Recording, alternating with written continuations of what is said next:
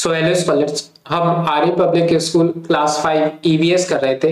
बच्चों ईवीएस में हमने चैप्टर नंबर 11 तक सारी वीडियोस कवर कर चुके हैं, सारी एक्सरसाइज कंप्लीट कर चुके हैं।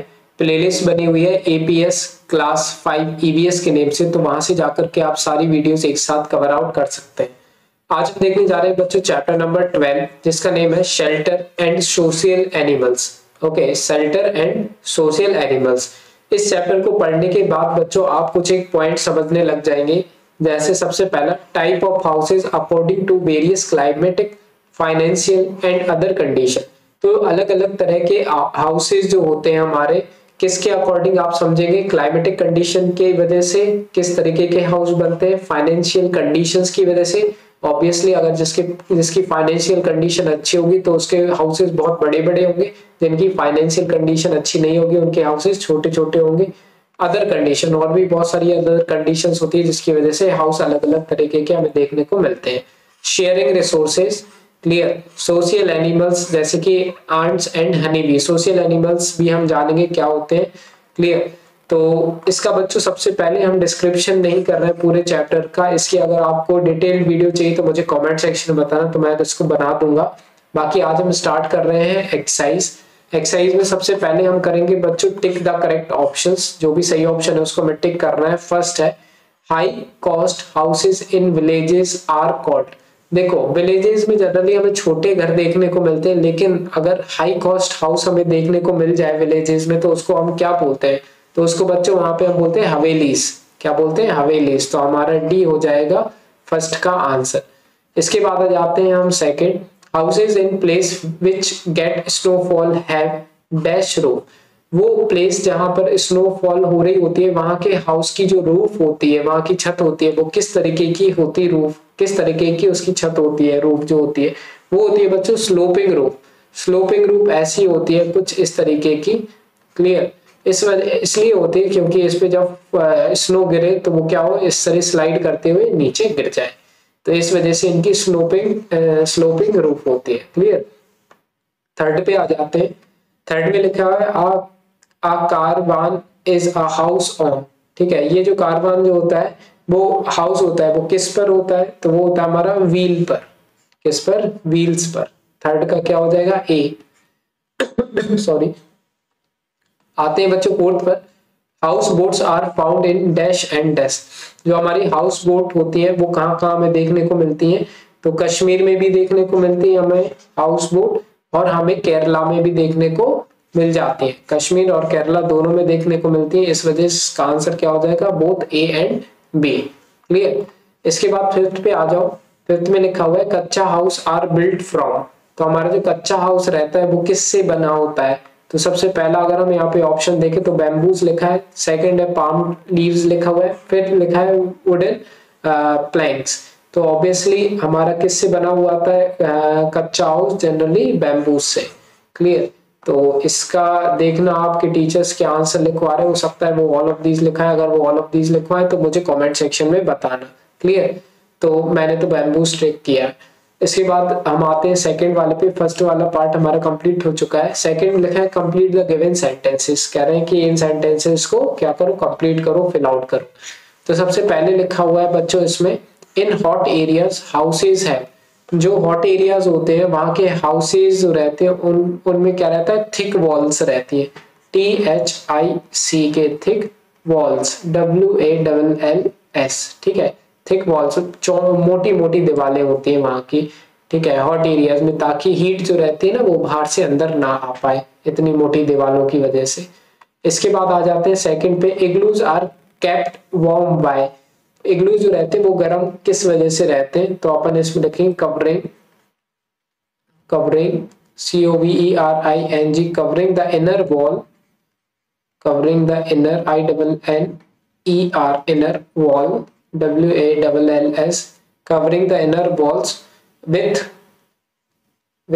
fur, WITH, with FUR, fur, and animals, ANIMALS, clear। so this is the answer for igloos। तो इनको हम लगा देते तो इस वजह से इग्लू हमारा क्या रहता है, गर्म रहता है। इसके बाद आ जाते हैं हम बच्चों थर्ड वाले पे, multi storeys house are build. तो मल्टी स्टोरीज हाउस रहते हैं वो कहाँ पर बिल्ट होते हैं, तो वो होते हैं in big cities, big cities CITIES। तो multi storage houses are built in big cities. इसके बाद आ जाते हैं बच्चों हम लास्ट वाले पार्ट पे, poor people in village live in huts made up of. तो जो पुअर विलेजेस होते हैं मीन्स पुअर पीपल्स होते हैं जो कि विलेजेस में रहते हैं, वो रहते हैं हाउसेज में। वो हाउसेज किस चीज से बने होते हैं, हट्स, और हट्स किससे मिलके बने होते हैं, स्ट्रॉ से, STRAW, स्ट्रॉ, मड, मिट्टी से, ठीक है, बिग लीव्स से, बिग LEAVES, बिग लीव्स से, बैम्बू से, BAMBOO, एंड स्ट्रॉ से, STRAW। तो ये हो गया बच्चों हमारा आंसर सेकंड वाले पार्ट का। थर्ड वाले पे आ जाते हैं। थर्ड वाले में लिखा है डिफाइन द फॉलोइंग, डिफाइन करो। सबसे पहले कारवां, फिर नेबरहुड, फिर हनीकॉम्ब, फिर सोशल इंसाइट। तो इन सबको मैंने यहाँ पे क्या किया है, एक्सप्लेन किया है, डिफाइन किया है। बहुत छोटे आंसर लिखने की कोशिश की ताकि याद हो आपको। तो इसमें लिखा है कारवां। सबसे पहले it is a house on wheel, जो भी हाउस व्हील पर होता है उसको हम कारवां बोलते हैं। इसके बाद नेबरहुड, नेबरहुड क्या होते हैं, houses and people living close to other houses, जो अपने पड़ोसी होते हैं ना उनको हम नेबरहुड बोलते हैं। तो जो हाउसेज और पीपल होते हैं वो रहते हैं क्लोज टू अवर हाउस, हमारे हाउस के जो पास पास में जो भी रह रहे हैं तो वो हमारे नेबर्स हैं या फिर नेबरहुड कहते हैं उनको। क्लियर है। इसके बाद आ जाते हैं बच्चों हम थर्ड वाले पे। तो बच्चों थर्ड वाला है हमारा हनीकॉम्ब। क्या है, हनीकॉम्ब। तो हनीकॉम्ब क्या होता है, it is a place where honey bees lay eggs and store pollen and honey. तो ये वो प्लेस होती है हनीकॉम्ब जहां पर हनी बीज अंडे देती हैं, साथ ही साथ पॉलन को स्टोर करते हैं और हनी को भी स्टोर करके रखते हैं। फोर्थ वाला जो है वो हमारा सोशल इंसेक्ट्स। सोशल इंसेक्ट्स क्या होते हैं, तो insects that live and work together as a team are called social insects. तो वो इंसेक्ट्स जो क्या करते हैं, साथ में रहते हैं और साथ में मिलकर के काम करते हैं, उनको हम सोशल इंसेक्ट्स बोलते हैं। तो बच्चों ये हो गया हमारा थर्ड वाला भी कंप्लीट। अगर हम देखें तो ये थर्ड वाला इतना ही था। अब हम फोर्थ वाला पार्ट कंप्लीट करेंगे। तो फोर्थ वाले पार्ट में क्या है हमारा, give reason for the following, give reason for the, इसके सारे के रीजन देने हमारे लिए। तो इसके रीजन मैंने यहाँ पे लिख के रखे हुए हैं।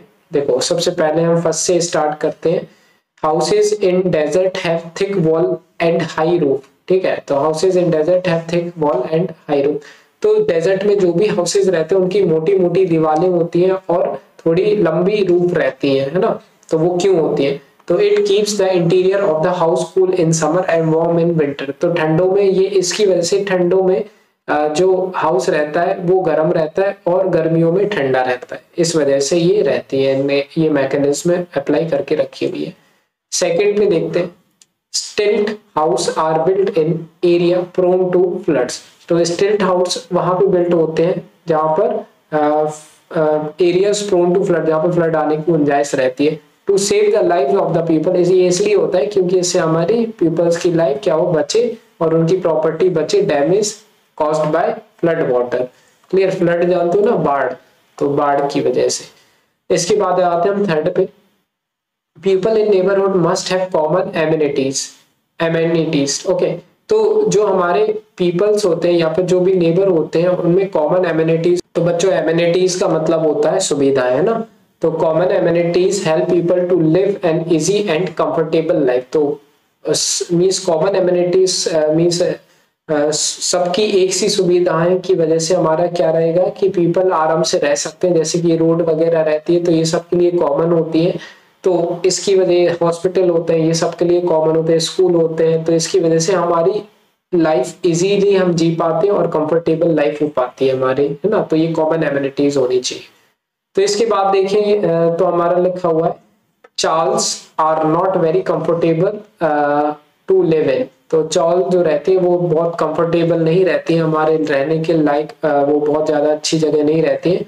तो इसमें लिखा है, it is so because Charles consist of one room house with poor sanitation. ये इसलिए क्योंकि चॉल जो रहते हैं वो एक सिंगल हाउस, क्या उसमें क्या रहता है, एक ही रूम रहता है और उसी में मीन्स एक ही रूम का हाउस रहता है जिसमें पुअर सैनिटेशन भी होता है। मीन्स वहीं पे टॉयलेट रहती है, वहीं पे तुम्हारी किचन रहेगी, वहीं पे बेडरूम, एक ही रूम है। तो ऑब्वियसली वो कंफर्टेबल रहेगा ही नहीं हमारे लिए रहने के लिए। आप इमेजिन कर सकते हो कि एक ही रूम में आपके लिए सब कुछ करना है, तो वो बहुत ही अनकंफर्टेबल तरीका रह जाएगा हमारे लिए रहने के लिए। तो इस तरह से बच्चों ये हो गया हमारा फोर्थ वाला भी पार्ट कंप्लीट, और इस तरह से क्या होता है हमारा ये इसका चैप्टर का फोर्थ पार्ट कंप्लीट। अब हम आते हैं फिफ्थ वाले पे। तो अगर हम ऊपर जाकर के देखें तो फिफ्थ वाला पार्ट हमें करना है, जो कि आंसर द फॉलोइंग क्वेश्चन। अब ये वाला पार्ट हमें करना है, क्लियर। तो इसको मैंने ऑलरेडी नीचे लिख करके रखा हुआ है, फिफ्थ वाला है ना। तो फिफ्थ वाले में सबसे पहला हम देखें, why do we have variations in house. तो हमें हाउसेस अलग अलग तरह के देखने को क्यों मिलते हैं, ये लोग कह रहे हैं। तो क्वेश्चन का आंसर जो है वो है, we have variations in house due to difference in climatic condition, landforms and economic status of persons. तो क्लाइमेटिक कंडीशन की वजह से हमें अलग अलग तरह के घर देखने को मिलते हैं, लैंडफॉर्म्स की वजह से देखने को मिलते हैं, और इसके अलावा भी इकोनॉमिक स्टेटस ऑफ पीपल की, मीन्स इंसान के पास कितने रुपए हैं, कितना पैसा है उसके पास, उसके अकॉर्डिंग भी वो हाउस वेराइज करते हैं ना। तो जिसके पास अच्छे पैसे होंगे वो बढ़िया घर बनवा सकता है, और जिसके पास नहीं होंगे तो वो थोड़ा सा कम छोटा घर बनवाएगा, क्लियर। अब आ जाते हैं हम बच्चों सेकंड वाले पे। तो इसी का जो सेकंड वाला है इसमें लिखा हुआ है अगर हम देखें तो, how does economic status affect the type of house we build. तो इकोनॉमिक स्टेटस कैसे डिसाइड करता है कि किस तरीके का हम घर बनवा सकते हैं। तो obviously people build their house depending upon the money there, है ना। तो जितनी पैसे वो कमा रहे हैं, जो भी एक पर्सन है वो कितने रुपए उसकी इनकम है, उस हिसाब से उसका वो घर बनाएगा और वो बनवा सकता है, क्लियर। तो जितने ज्यादा रुपए, अगर ज्यादा पैसे होंगे तो वो विलाज वगैरह भी बनवा सकता है, और अगर जिसके पास बहुत कम पैसे होंगे तो वो एक छोटा सा घर बनवा पाएगा, और अगर बहुत ज्यादा कम है तो हट वगैरह ही बना पाएगा, झोपड़ी वगैरह, ठीक है। तो इस तरीके से ये हो गया हमारा सेकंड का आंसर। आते हैं हम थर्ड वाले पे। थर्ड वाले में बच्चों क्या लिखा है, which common facilities are shared by people in neighbourhood. ऐसी कौन सी कॉमन फैसिलिटीज हैं जो कि नेबर्सहुड हमारे शेयर करते हैं, ठीक है। तो अभी मैंने ये बता चुका है, common facilities like road, park, school, hospital, market, banks etcetera are shared by people in neighbourhood. तो ऑब्वियसली ये सारी रोड, ऐसा तो है नहीं कि हमारे लिए पर्सनली एक हमारी रोड है ये हमारी पर्सनल स्कूल है, ये हमारे पर्सनल हॉस्पिटल है, ऐसा नहीं होता ना। तो ये कॉमन फैसिलिटीज होती हैं जो कि हम अपने नेबर्स के साथ या फिर अननोन पर्सन के साथ भी कई बार हम शेयर करते हैं। इसके बाद अगर हम फोर्थ वाला देखें तो फोर्थ वाले में देखो क्या लिखा है, describe the various type of बीज इन अ बी हाइव। जो बी हाइव होता है, मधुमक्खी का जो गुच्छा होता है, उसमें क्या किस तरह तरह की बीज रहती है, मधुमक्खियां रहती हैं। तो a beehive has a queen bee. तो बी हाइव होता है, उसमें एक क्वीन बी होती है, कुछ मेल बीज होती है, सब मेल बीज, and a large number of female worker bee, और बहुत सारे नंबर में फीमेल वर्कर बीज होती है, clear. The queen bee is the largest in the colony. तो क्वीन बी जो रहती है ना, वो उस कॉलोनी में सबसे बड़ी होती है, जिसका मेन जॉब होता है, main job is to lay egg, जिसका मेन जॉब होता है अंडे देना, ठीक है। तो ये हो गया हमारा फोर्थ वाले का भी आंसर बच्चों। अब देखते हैं हम फिफ्थ वाला पार्ट। फिफ्थ में देखो क्या लिखा है, what do social insect teachers. तो सोशल इंसेक्ट हमें क्या सिखाते हैं, what do social insect teachers. Social insect teachers a lesson to live together efficiently and perfect in a perfect harmony. तो बच्चों सबसे पहला तो सोशल इंसेक्ट वो इंसेक्ट होते हैं जो कि ग्रुप में रहते हैं, जैसे कि आंट है ना, जैसे चींटी वगैरह रहती है। तो आपने देखा होगा कभी भी अकेली ये हमें जनरली नहीं दिखती है, हमें एक किसमें ग्रुप में ही देखने को मिलती है। इसी तरीके से बी हाइव देखें तो मधुमक्खियां भी हमें ग्रुप में देखने को मिलती है। तो ये हमें क्या सिखाती है, हमें सिखाती है कि हमें साथ में रहना चाहिए इफेक्टिवली, हमें लड़ाई झगड़ा नहीं करना चाहिए, clear, in a perfect harmony. तो ये होता है हमारे, ये हमें सोशल इंसेक्ट्स सिखाते हैं। तो बच्चों इस तरह से हुआ हमारा फिफ्थ वाला पार्ट भी कंप्लीट, और आई थिंक इस तरह से हो गया हमारा ये वाला चैप्टर के एक्सरसाइज क्या कंप्लीट। तो हमारा चैप्टर नंबर 12 हुआ बच्चों कंप्लीट। इसके बाद देखेंगे चैप्टर नंबर 13 नेक्स्ट वीडियो में। तो पसंद आई वीडियो प्लीज लाइक करना, कुछ भी हेल्प में लाओ तो सब्सक्राइब जरूर करना चैनल को। बाकी कोई भी डाउट रहे तो कमेंट सेक्शन में आप पूछ सकते हैं। बाकी मिलते हैं बच्चों नेक्स्ट वीडियो में, बाय।